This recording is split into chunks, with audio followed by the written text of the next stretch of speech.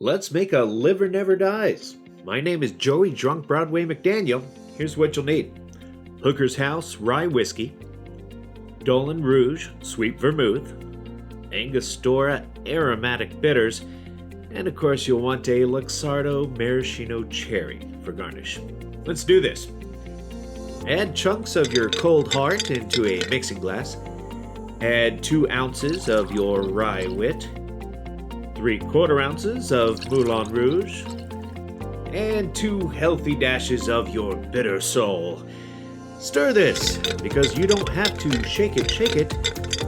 And pour this lovely concoction into a fancy-ass glass, because you classy. Pop your cherry in and giggle, because your cocktail looks like a boob. That's a liver never dies. I hope you enjoy Love Never Dies, but I have to be honest, I don't see that happening.